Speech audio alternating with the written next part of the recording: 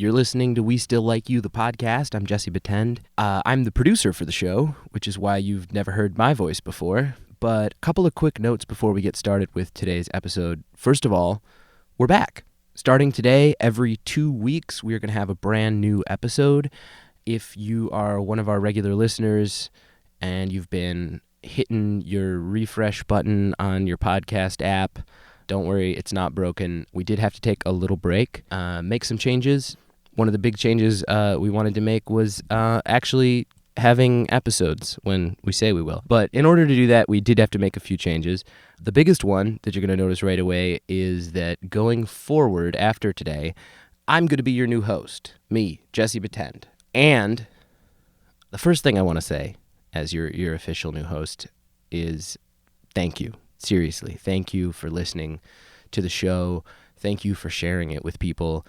Every now and then you hear about the live show and how that's been going, and all of it's true, but the podcast itself has been growing. It just warms my little heart. So thanks for listening, and yeah, let's get started. Okay, so this is a nightmare I may not be ready to live through. I started getting crushes on boys. Real embarrassed about this. My mouth gets the best of me pretty much all the time. Okay, I'm just like, all right. There we go. Hey guys, welcome back to We Still Like You. It's me, Dan. The people that raised us oftentimes tend to be the people that first introduced us to shame in general. Moms and dads and father figures and mother figures. When you're a kid, you have no shame. Who among us hasn't taken off our pants at the grocery store at 4 years old, you know? But eventually, you have to be introduced to that part of the world, and parents are usually the ones who do it. So we've got a whole bunch of stories set up for you today from some great performers from Chicago, LA, St. Louis, and beyond. This first guy's no exception. This came from one of our St. Louis shows last summer. This is Andrew Mahalovich. This is one of those memories that I kind of buried. So when I was a kid, I was in Boy Scouts, and we went to, I believe it was Onondaga State Park. My dad was one of the chaperones. He doesn't usually chaperone these things. And we were camping very near a river, and we're playing in the river, had a good time. And my dad, he's like, hey, why don't you come take a hike with me? Just kind of a background on like kind of where my dad came from. My family is like really unemotional and very emotionally unavailable. There was one time, like, after my grandma died, and my mom said to my grandpa, you and Rob's my dad, maybe you and Rob should ride together. And my grandpa just goes, no. So that's kind of like, that's sort of like where my dad is coming from. So, me and my dad, we start kind of hiking through the woods a little bit. We get to this little overlook over the river, just a little upriver. And this is my dad trying to break the cycle of unemotionality in my family. We're standing there looking over this river, and there's the sunset going down, and I can barely hear my scout buddies down the river playing. And he goes, let's just keep this moment to ourselves. I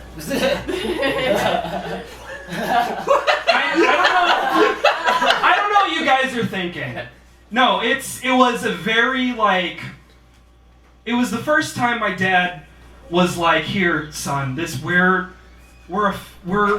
me and you, we're buddies, we have a connection. And so we're standing there overlooking this river. He says this to me, let's just make this for ourselves. And I panic and I cough purposely. And my friends down the river go, oh, hey, what's up, Andrew? Oh, yeah! And my dad my dad died that day. My dad is dead and I murdered him. with my fear of emotions. So that's my story.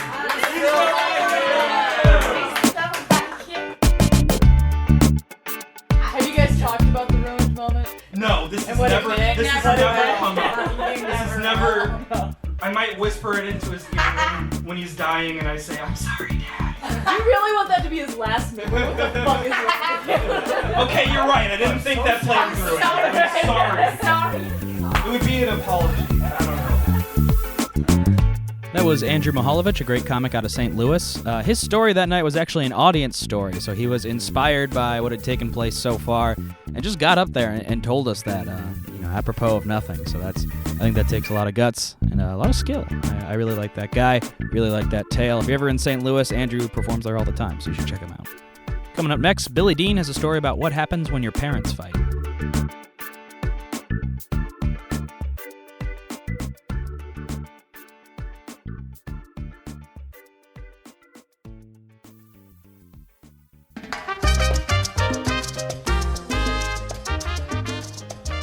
It's weird sometimes how the things from our childhoods can kind of affect us as we get older. I'm terrified of fish. Fish make me super uncomfortable, especially dead fish. I can't look at a dead fish without just getting this weird tingly feeling. And I didn't realize until I remembered it, into adulthood. The reason I had this was kind of tied to this thing that happened to me as a child. When I was a little kid, my family would always go up to Wisconsin over the summers, and my parents would go for these long walks. And they would often take us with them, but one time my grandparents were up there with us, so they had my grandparents watching us, and my parents went for a walk, and I somehow lost my grandparents. And so I was panicking. I sprinted up the beach to try and find my parents to tell them that I've lost my grandparents. And that time of year on Lake Michigan, the alewives die. They're these tiny, gross little fish, and they were washing up on the beach dead in droves, and I was sprinting just over these little fish bodies. They were popping under me as I ran, like little bones popping. The piece de resistance was that I stepped straight in a dead carp. I just planted my little baby foot in there, and it cut my foot up. There were bones and fish guts. To this day, whenever I see a dead fish, I get this weird, uncomfortable feeling in my legs and arms. Apparently, it was just one of those formative days for me where I was just gonna hate fish forever. And in that same vein, our next performer, Billy Dean, he spent the larger part of his childhood trying to figure out exactly why he hated mariachi music so much. First comic is absolutely hilarious, and I'm pretty sure has an IQ of 140 plus. Please welcome Billy Dean.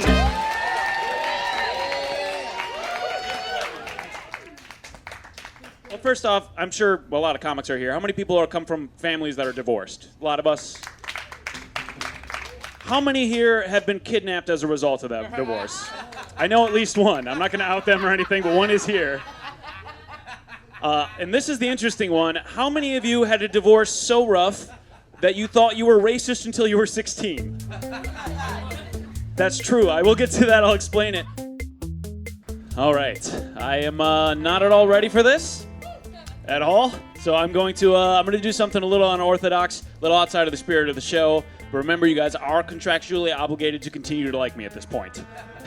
I'm just going to open up with my usual comedian opener for my act, just because it actually is a pretty good jumping off point, and more importantly, it's going to give me the confidence to actually continue with the rest of it. I'm going to explain the rest of it, but this is what I usually open with at shows. It's a true fact, but a recent study found that those are the people that know me, found that the smaller a man's testicles are, the better a father he tends to be. And it's interesting for a couple of reasons. First off, somebody got a grant for that. Somebody approached somebody else with money and was like, well, I just want to look at people's balls to judge their parenting ability. That also means that my dad has gigantic balls. Because he once got arrested for stealing my identity, and now I see that like a scene from The Grinch. Like some say his balls grew 3 sizes that day. Fun fact about my dad, he was once sentenced to 3 months in jail, but instead he successfully sprinted out of the courtroom, outrunning 4 deputies and the law for 20 years. Terrible father, fantastic athlete. All right, that's my jumping off point. I'm going to explain a little bit more about that. Oh, I'm totally biding my time here. That courtroom he had run out of, he was sentenced to 3 months in jail because he had never paid child support in his entire life. He literally outran his responsibilities 100%. And him stealing my identity, that's true. He actually stole my identity to get painkillers. He used my insurance to do that, which we found that out when, hilariously, the hospital called for a follow-up on Halloween. And they're like, hey, where's William Bean right now? We need to call him about a follow-up. She's like, oh, he's trick-or-treating. He's Spider-Man this year. And they're like, what? What happened a couple of years ago when I wrote that was that my dad, his mother had passed away, my grandmother, and he forged her will. He modified it, he changed it so to get a little bit more money, and he forged my half-brother's signature because he's a lawyer, which almost got him disbarred. He forged his signature to get about 10% more of her money over his sister. And we know this because he got arrested by the cops. This is the 20 years later after he'd actually gotten caught by the cops. He got picked up on the side of the road a block away from my aunt's house, which had been set on fire that night. So that is forgery, that is arson, and that is attempted murder. That's why he went to jail. That's why he was cellmates with Drew Peterson, if you guys remember that guy, and that seems appropriate. Yeah, he's not the best guy ever. I was kidnapped on a couple of occasions, but he didn't know what to do with me afterwards. One time, I got kidnapped right out of school, and he just brought me to a bar, and we stayed until close. And my favorite part of that is we stayed there until close, and that's where the cops found us. And I told the cops, this is in a police report, the reason we left was because he drank all the beer and they had to close forever. I didn't know how that works, but that's a police report somewhere in the world right now. It was a little bit weird growing up. For some reason, as kids do, I thought that's how the world worked. I was frequently had to keep an eye out for attempted kidnapping because I had to keep an eye on my sister. I was actually trained to watch for his vehicle because my mom had no child support coming in. She was a single mother. I had to watch, before I would leave from school, I'd have to walk around the perimeter, try and see if I could see his car before I went back and make sure my sister was safe. And on a couple of occasions, he got caught. A few times he got through. One time my uncle was there and stopped him, and he actually got picked up by the police. This is also a pretty fun part. As I remember this very vividly, as he was getting into the cop car, he had the handcuffs behind him. They were putting him into the cop car. He turned to me and my sister and said, "Bye-bye, Billy and Colleen. Daddy's going for a little ride." Which is a wildly optimistic way of putting what was happening. That was definitely not what... Even as a kid, I grew up on Saturday morning cartoons. I know what a bad guy is. I really did think I was racist. When I would experience, things in Latino culture, like big band music, mariachi music, that architecture, and, color schemes, I would get this sick, disgusting feeling in my stomach. And I interpreted that stupidly as racism. When I was 16, I really thought about it, and I remembered exactly what had happened. We had come home once. We got home from a party pretty late. It was like a family party. We got home, and it was very loud because the next door neighbors were having this gigantic party. Huge, unbelievably loud music, big band mariachi music. Had no idea, we couldn't hear anything. And so I missed the signs that my dad was waiting there for an ambush. So, sorry, this is a little bit rough. Never really told this to anybody. Yeah, he grabbed onto my mom, and my mom screamed, told me to get my sister into the house, which I did do, got her into the house. Then I turned around, I noticed it was too loud for anyone to hear us. Sorry. And her glasses were knocked off. And there was nobody hearing her, nobody was going to help her. So I told my sister to run upstairs, lock the door, and to call the police, 911. And she went upstairs, I turned around, I closed the door, and I ran out to help her. I grabbed her glasses, I handed them back to her so she could see again, and that is when my dad fractured my skull.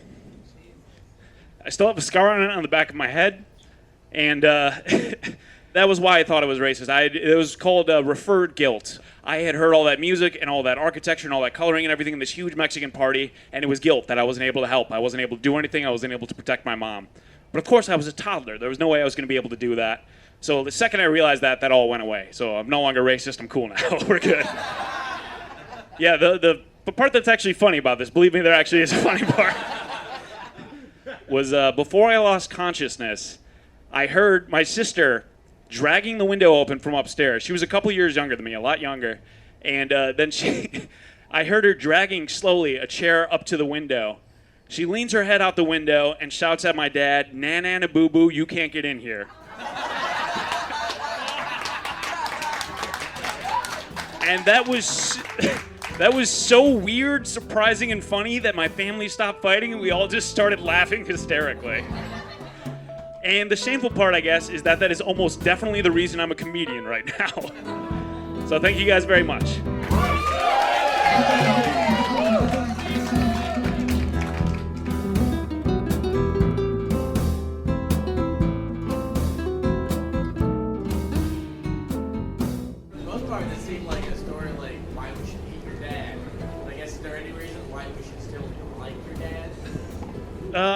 I don't hate him. He's gone through some problems. He texts me occasionally. He wants to have a relationship. People get angry. People have mental issues, and people have alcoholism. He had all of them, and he's trying to get better. Honestly, and this is an awful thing a lot of comedians do. The reason I can't really forgive him is because it's not worth it. He's kind of boring. I don't want to talk to him. Billy, I'm really sorry we made you tell that story across the street from a quinceanera. We didn't know it was going to happen. All right, let's get to the Once again, that was Billy Dean. Coming up next, we have a great LA comic and a writer for Vice, Megan Keister. Megan's story is about what happens when, despite having two parents, you're still the most mature person in your house.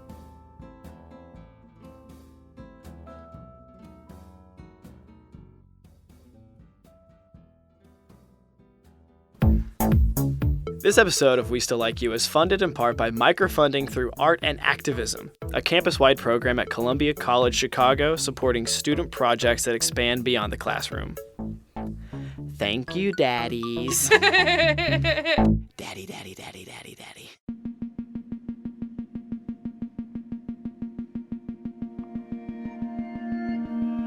Welcome back to We Still Like You. We've got one more story for you guys today. It comes from Megan Keister. In this story, a young Megan is forced into parenthood far too soon.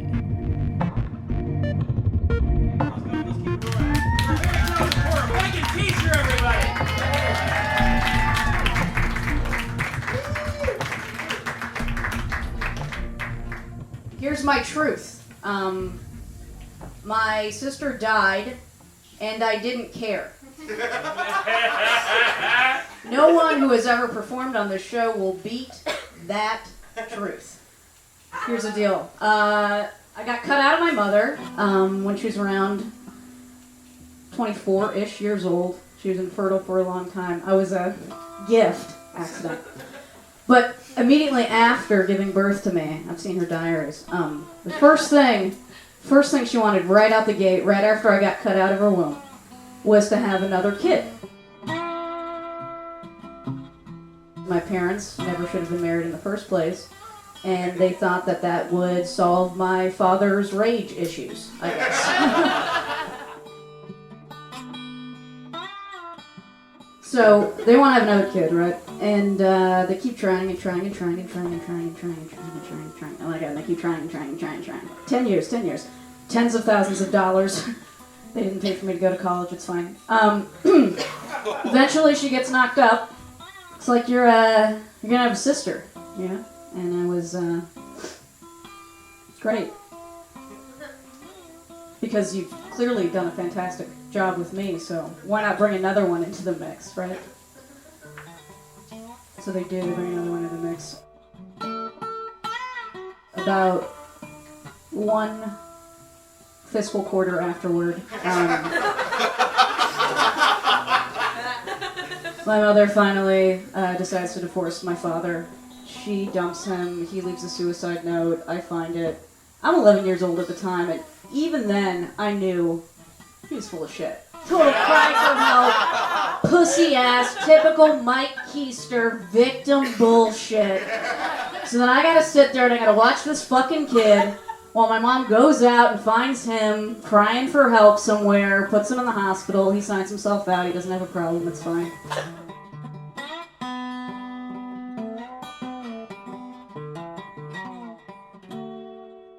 Time marches on.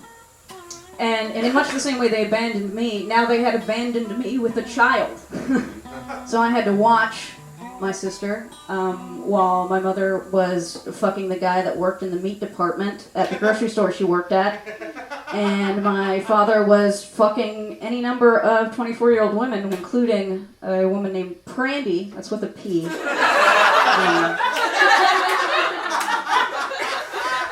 He met Prandy at Johnny's Bar and Grill, the karaoke night, and he was actually set up on a date with Prandy's mother. But he took a shine to Prandy, and things, as they were wont to do, he impregnated her.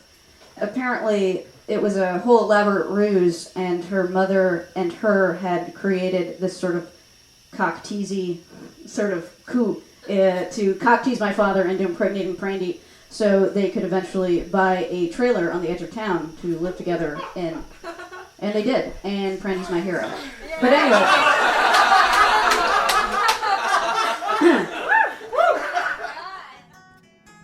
I'm 11 years old, and my father is threatening suicide, but he doesn't do it, obviously, unfortunately. He's dead to me now, you know what I mean? Time marches on past that, and when I'm 13, she's 3. This is after many years, by many I mean 3 years, just spent parenting this child I did not want. I didn't know what to do. I'm a kid raising a kid, you know what I mean? Did I shake that baby? Yes, I shook that baby. When the baby cried, I would shook it. They say never ever shake a baby, but in my defense, I tried reasoning with it. What do you want me to do? You're not going to put a baby in the hands of a 12-year-old child. Anyway, 13 rolls around at Weekend Dad's house, and one night, the kid is sick, right? Take her to the hospital. Turns out she contracted spinal meningitis. What is that? It's something college kids get when they kiss, and everything works out fine for them, but if you're a 3-year-old, you fucking die. She gets spinal meningitis. She's brain dead within like 2 days. And don't sigh. It's fine. So brain dead within 2 days. I remember being at the children's hospital, watching this sad parade unfold. And I remember I was watching an episode of The Simpsons when we all got called in to the conference room to discuss the fact that she was brain dead. And my takeaway from that was remembering how upset that I didn't get to watch the rest of that episode of The Simpsons. And it was an episode I had seen before. I knew how it ended, but I also knew that I no longer wanted to parent a child, and let's just get her out of this world as quick as possible, you know what I mean?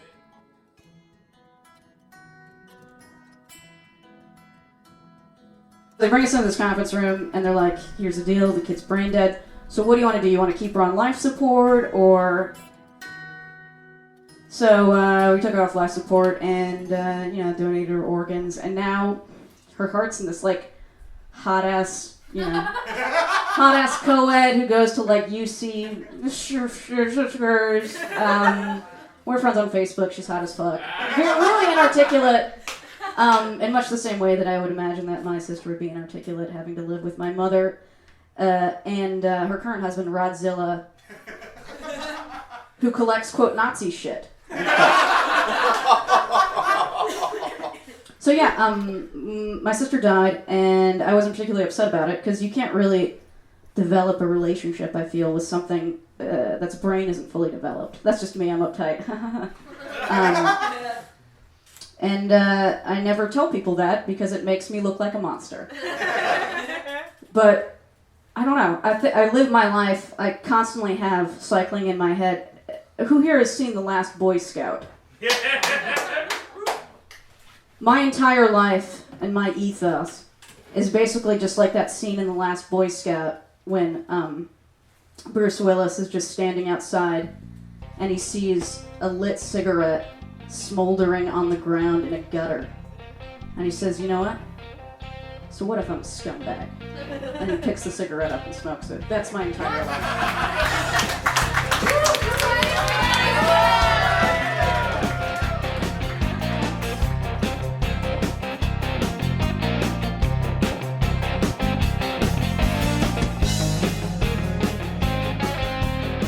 Once again, that was Megan Keister with a just phenomenal story. We're super glad she was able to share that with us. That comes from our LA branch. And that's our show for today. That's We Still Like Parents. Look at me now, Mom and Dad, hosting a podcast in a closet, killing it.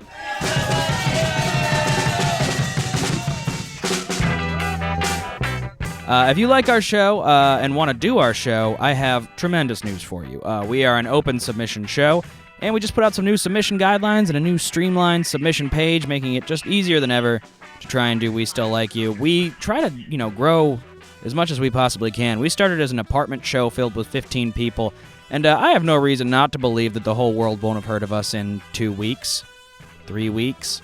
But to do that, we need you. So if you or anyone you know want to do this show, you've got some shame you want to share, just go to www.westilllikeyu.com. Thanks again so much for listening. We'll see you next time on We Still Like You.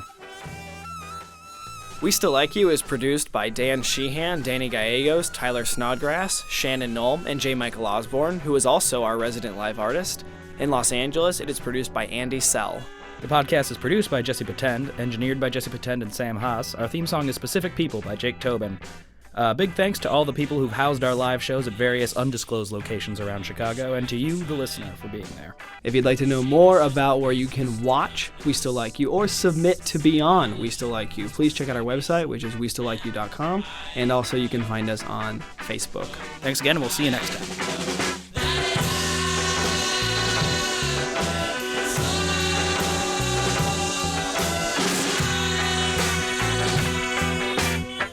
Next time on We Still Like You.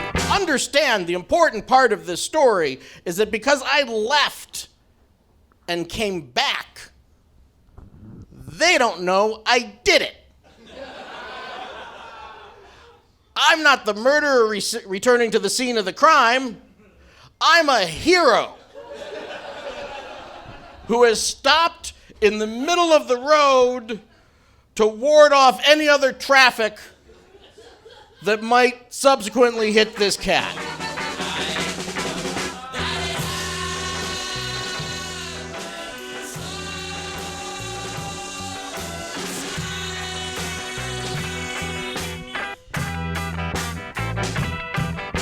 In Spanish.